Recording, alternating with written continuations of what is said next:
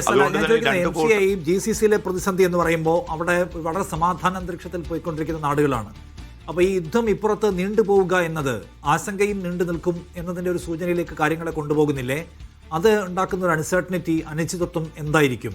അത് അവിടുത്തെ പ്രവാസി സമൂഹത്തെ അടക്കം കച്ചവട മേഖലയൊക്കെ ആ നിലയ്ക്ക് ഒരുതരം ആശങ്കയിലെ ഒരു മുൾമുനയിൽ നിർത്തുന്നുണ്ടോ? അർത്ഥത്തിലുള്ളൊരു പ്രശ്നങ്ങൾ നമുക്ക് അങ്ങനെ വിലയിരുത്താൻ സാധ്യമല്ല. പക്ഷെ അതേസമയം പിന്നെ സ്വാഭാവികമായിട്ടും ഈ അനിശ്ചിതത്വം പോകുമ്പോൾ അതിൻ്റേതായിട്ടുള്ള പ്രതികരണം ലോകത്തെ പല ജനതയും ഒരുമിച്ച് നേരിടേണ്ടി വരും. കാരണം ഇന്ധന വിലവർധന എന്നതൊരു യാഥാർത്ഥ്യമായിരിക്കും. ചരക്ക് കടത്ത് സ്വാഭാവികമായിട്ടുള്ള ചില പ്രതിസന്ധികളുണ്ട്. പക്ഷേ UAE അധികൃതർ ഇന്നലെ വൈകിട്ട് വിളിച്ചു നടത്ത വാർത്താ സമ്മേളനത്തിൽ വ്യക്തമാക്കിയ ഒരു കാര്യം, ഒരു 6 മാസം വരെയുള്ള ഭക്ഷ്യവസ്തുക്കളെ കുറിച്ച് നിങ്ങൾ ആവലാതിപ്പെടേണ്ടതില്ല. അത്രമാത്രം സ്റ്റോക്ക് ചെയ്യാനും സാധനങ്ങൾ ലഭ്യമാക്കാനുമുള്ള എല്ലാ നടപടികളും തങ്ങൾ കൈകൊണ്ടിട്ടുണ്ട്. അതുകൊണ്ട് തന്നെ ആ അർത്ഥത്തിലുള്ള പിന്നെ ഒരു പ്രതിസന്ധിയോ ഭക്ഷ്യമേഖലയിലോ മറ്റേതെങ്കിലും രംഗത്തോ ആ ഒരു പ്രതിസന്ധി ഉണ്ടാകാനുള്ള ഒരു സാധ്യതയും ഇല്ല എന്ന് തന്നെ UAE അധികൃതർ വാർത്താ സമ്മേളനത്തോടെ വ്യക്തമാക്കിയിട്ടുണ്ട്. പക്ഷേ എങ്കിലും പിന്നെ ഇത് അനിശ്ചിതത്വം മുന്നോട്ട് പോകുമ്പോൾ പിന്നെ എണ്ണവിലയിൽ വർധന ആഗോള വിപണിയിൽ ഉണ്ടാകുന്നുണ്ട്. അത് $50 മുകളിലേക്ക് എത്തിയിരിക്കുന്നു. അതോടൊപ്പം തന്നെ ദ്രവീകൃത ഇന്ധനത്തിന്റെ വിലവർധന ഒറ്റ ദിവസം കൊണ്ട് 30 അതിലധികം ശതമാനമാണ് യൂറോപ്യൻ വിപണിയിലൊക്കെ വർദ്ധിച്ചിരിക്കുന്നത്.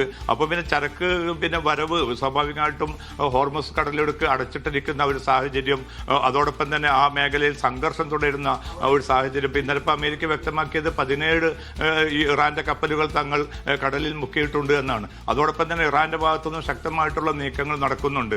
ഏതാണ്ട് 2 കപ്പലുകൾക്ക് ഈ മേഖലയിൽ വെച്ചുകൊണ്ട് ആക്രമണം നടന്നതായിട്ടുള്ള റിപ്പോർട്ടുകൾ ഇന്നലെ രാത്രിയും ഇന്ന് രാവിലെയുമായിട്ട് പുറത്തു വന്നിട്ടുണ്ട്. പക്ഷേ അതിലെല്ലാ ജീവനക്കാരും സുരക്ഷിതമാണെന്ന് കൂടി അധികൃതർ അറിയിച്ചിട്ടുണ്ട്. അപ്പോൾ ആ സംഘർഷം നിലനിൽക്കുന്നതുകൊണ്ട് അന്താരാഷ്ട്ര ഷിപ്പിംഗ് കമ്പനികൾ പലതും ഈ കപ്പൽ പാതയിലൂടെയുള്ള യാത്ര ഒഴിവാക്കിയിരിക്കുകയാണ്. അപ്പോൾ നിലവിലുള്ള ഒരു സാഹചര്യത്തിൽ ഇറാൻ, അമേരിക്ക, ഇസ്രായേൽ സംഘർഷം, ആ യുദ്ധം ഇനി നീളുകയാണെങ്കിൽ തീർച്ചയായിട്ടും അത് പിന്നെ വ്യാപാര, വാണിജ്യ, നിക്ഷേപ മേഖലകളെ പ്രതികൂലമായി ബാധിക്കും. അതൊരു യാഥാർത്ഥ്യം തന്നെയാണ്. പക്ഷേ പൊടുന്നനെ അതിൻ്റെ ഒരു പ്രതികരണം ഇല്ലാതിരിക്കാൻ ഗൾഫ് രാജ്യങ്ങളെ സംബന്ധിച്ചിടത്തോളം ഭക്ഷ്യമേഖലയിലെ സുരക്ഷ ഉൾപ്പെടെയുള്ള കാര്യങ്ങളിൽ വളരെ ശക്തമായിട്ടുള്ള നടപടികൾ സ്വീകരിച്ചിട്ടുണ്ട്.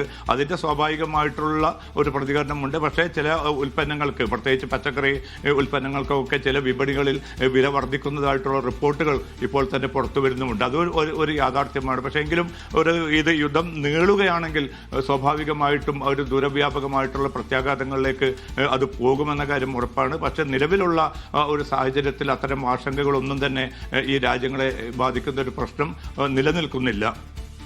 ശരി, ഓക്കെ. ഇപ്പം ഇറാന്റെയും ഇസ്രായേലിന്റെയും അമേരിക്കയുടെയും ഈ ആക്രമണത്തിന്റെ ഇപ്പോഴത്തെ സ്റ്റാറ്റസ് എന്താണ്? MCA അവിടെ 2000-ഓളം കേന്ദ്രങ്ങളിൽ ആക്രമണം നടത്തി എന്ന് അമേരിക്ക പറയുകയാണ്. ഇറാന്റെ കേപ്പബിലിറ്റീസിനെ എന്തുമാത്രം നശിപ്പിക്കാൻ കഴിയുന്നു എന്നാണ് അമേരിക്കയുടെ ഒരു വിലയിരുത്തൽ.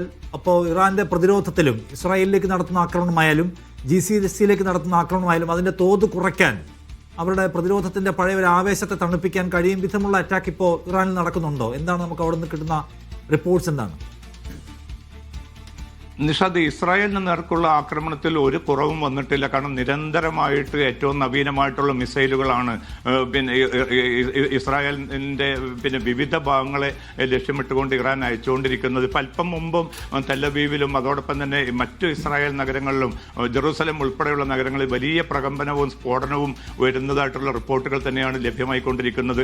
അതുകൊണ്ട് ഇസ്രായേലിന് നേർക്കുള്ള ആക്രമണം വളരെ ശക്തമായി തന്നെ ഇറാൻ തുടരുന്നു എന്നാണ് പിന്നിട്ട മണിക്കൂറുകളിലുള്ള ഈ പിന്നെ മിസൈൽ ആക്രമണങ്ങൾ, ഡ്രോൺ ആക്രമണങ്ങൾ ഒക്കെ തെളിയിച്ചുകൊണ്ടിരിക്കുന്നത്. അതോടൊപ്പം തന്നെ ലബനാനിൽ നിന്നും ഇന്നലെ രാത്രി നിരവധി മിസൈലുകൾ ഇസ്രായേൽ നഗരങ്ങളുടെ ഉറക്കം കെടുത്തുമാറി വന്നിരുന്നു. അതേ തുടർന്ന് കൂടുതൽ ശക്തമായിട്ടുള്ള പ്രത്യാക്രമണം ഇസ്രായേൽ ലബനാന് നേരെ ആരംഭിച്ചിട്ടുണ്ട്. അതിൻ്റെ പിന്നെ ഏറ്റവും വലിയ പ്രതിസന്ധി എന്ന് പറയുന്നത് ഏതാണ്ട് 30,000 മുതൽ 40,000-ഓളം പേരാണ് ഇപ്പോൾ അഭയാർത്ഥികളായിട്ട് ലബനാനിൽ മാറിയിരിക്കുന്നത്.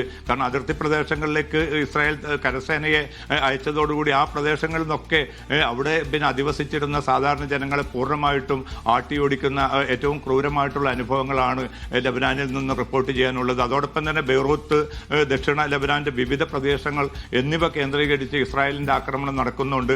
അമേരിക്ക നേരത്തെ സൂചിപ്പിച്ചതുപോലെ ഇതിനകം തന്നെ 2000-ലധികം ഇറാൻ കേന്ദ്രങ്ങളിൽ ഏതാണ്ട് 33 പ്രവിശ്യകളിലേക്കും ആക്രമണം നീണ്ടു എന്നാണ് അമേരിക്ക വ്യക്തമാക്കുന്നത്. അതേ തുടർന്നാണ് ഇപ്പം ഈ ഷിപ്പിംഗ് മേഖല അല്ലെങ്കിൽ നാവിക മേഖലയിൽ ഇറാന്റെ സൈനിക ശേഷി പരമാവധി ലഘൂകരിക്കാനാണ് ഇപ്പോൾ തങ്ങൾ ശ്രമം നടത്തുന്നത്. അതോടൊപ്പം തന്നെ ബാലിസ്റ്റിക് മിസൈൽ കേന്ദ്രങ്ങളിൽ നടന്ന എല്ലാ ആക്രമണവും വിജയകരമായിരുന്നുവെന്ന് US സെൻട്രൽ കമാൻഡ് അവകാശപ്പെടുന്നുണ്ട്. പക്ഷേ ആയുധത്തിന്റെയും